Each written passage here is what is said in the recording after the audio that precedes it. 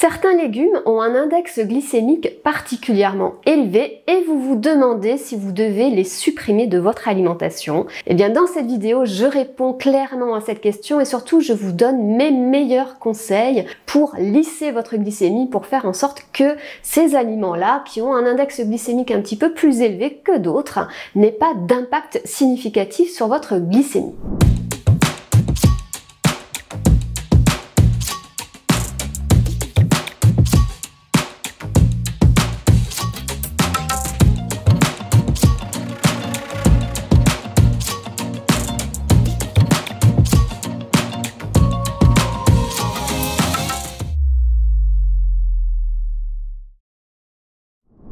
Alors, sachez tout d'abord que c'est toujours les légumes cuits qui ont un index glycémique plus élevé, c'est-à-dire que ces mêmes légumes crus ont un index glycémique faible. Alors, quels sont-ils, ces légumes qui ont un IG plus élevé que la normale? Eh bien, tout d'abord, on a la famille des cucurbitacées. Vous savez, les cucurbitacées, c'est la famille des potirons, des potimarrons, des citrouilles, la famille des courges aussi, donc la courge butternut ou la courge spaghetti, toutes les autres courges, tout simplement. Donc, toute cette famille-là de cucurbitacées a un index glycémique particulièrement élevé de l'ordre de 70, 75, voire même un petit peu plus. Alors, je vous ai dit que le même légume cru a un index glycémique faible, mais cette famille d'aliments se consomme cuit.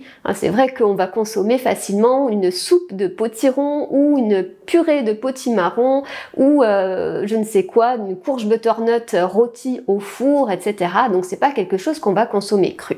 Alors, que faire dans ce cas-là? Sachez tout d'abord que les légumes, ça reste des légumes, c'est-à-dire que ça contient quand même une quantité de glucides faibles. Je vous rappelle que l'index glycémique reflète la qualité des glucides, c'est-à-dire que ça n'a rien à voir avec la quantité. Et quand on couple les deux, c'est-à-dire quand on prend en compte à la fois l'index glycémique et la quantité de glucides consommés, on obtient ce qu'on appelle la charge glycémique. Et c'est ça qui est important finalement, c'est la charge glycémique du repas, de votre portion d'aliments. C'est ça qui va avoir un impact sur votre glycémie. Donc quand vous consommez ces légumes-là qui ont un index glycémique assez élevé, eh bien comme ils ont une teneur en glucides faible, c'est pas des féculents, c'est pas comme quand vous mangez des pommes de terre ou des pâtes ou du riz, ça reste des légumes avec une quantité de glucides faible. Donc ça a finalement une charge glycémique raisonnable. Donc vous pouvez consommer, ne vous privez pas des cucurbitacées,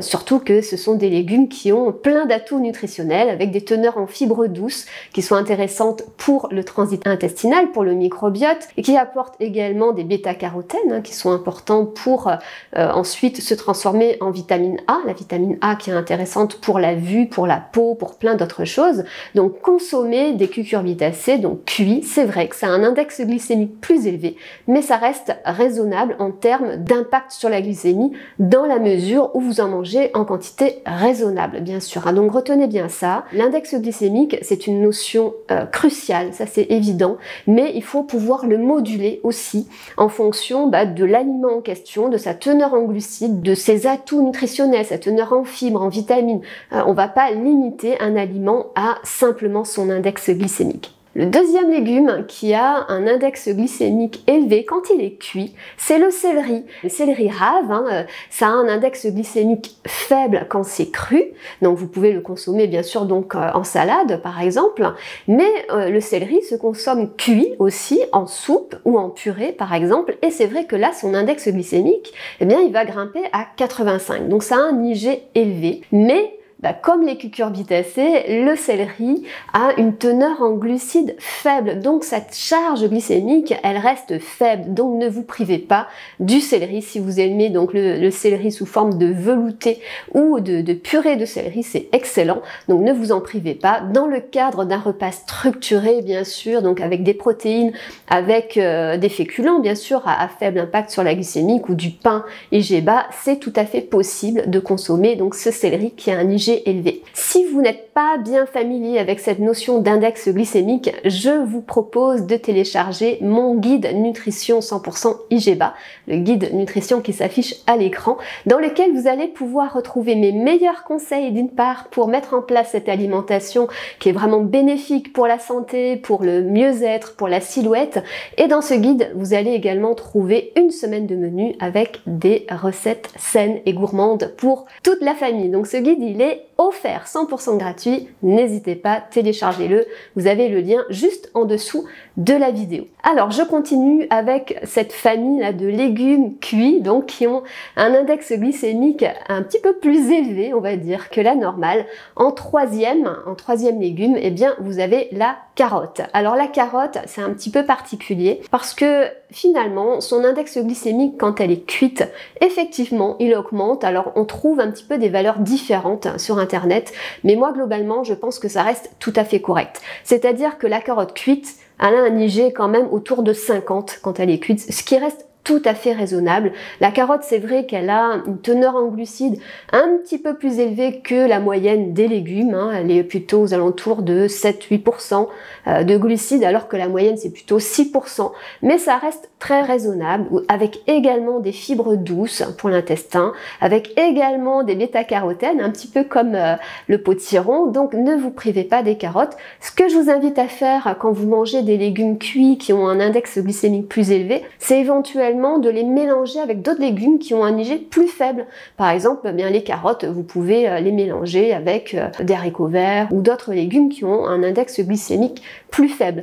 Ce que vous pouvez également réaliser pour réduire un petit peu cet impact sur votre glycémie, c'est de commencer votre repas par des crudités assaisonnées avec une vinaigrette. Donc le vinaigre présent dans la vinaigrette est acide et cette acidité, eh ben, ça permet de réduire l'impact sur la glycémie des aliments que vous mangez après. Ce que vous pouvez faire également, c'est mettre un filet de jus de citron dans votre verre d'eau. La même chose, cette acidité naturelle va permettre de réduire l'impact des aliments que vous consommez au même repas sur votre glycémie. Donc pensez-y, ça c'est des astuces que vous pouvez adopter en n'importe quelle circonstance, pas que pour les légumes donc qui ont plus d'impact sur la glycémie, mais pour également d'autres aliments qui ont un impact glycémique assez élevé.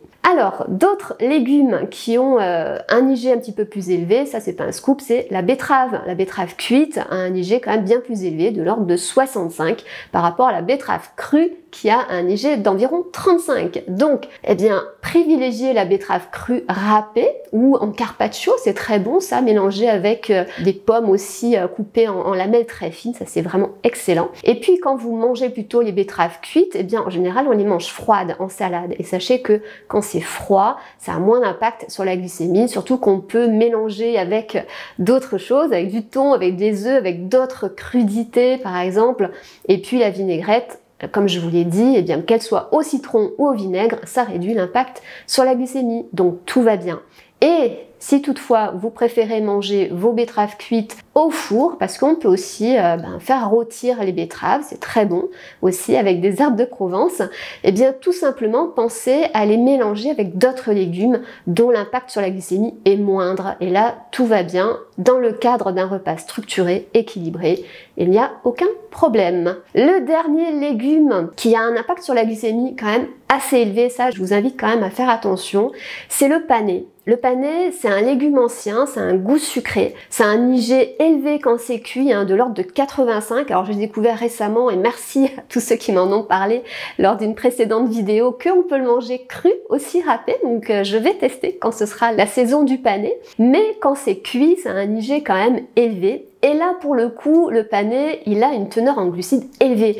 Moi, je pense qu'on ne devrait pas le mettre dans la catégorie des légumes. Ça fait plus partie de la catégorie des féculents, comme la pomme de terre, puisque la teneur en glucides avoisine les 17%, donc un petit peu comme la pomme de terre. Donc, je vous invite, quand vous consommez du panais cuit, et c'est vraiment délicieux, je vous invite à découvrir ce légume qu'on appelle oublié, mais à le consommer comme un féculent, c'est-à-dire que vous allez prendre une portion de panais et puis vous allez donc l'accompagner de légumes et de vrais légumes pauvres en glucides et donc à index glycémique faible et de protéines, et comme ça vous avez un repas structuré, équilibré, et vous savez que quand vous le mangez comme ça, l'impact sur la glycémie est beaucoup moins élevé. Voilà, vous connaissez mes astuces pour réduire l'impact glycémique des aliments que vous consommez.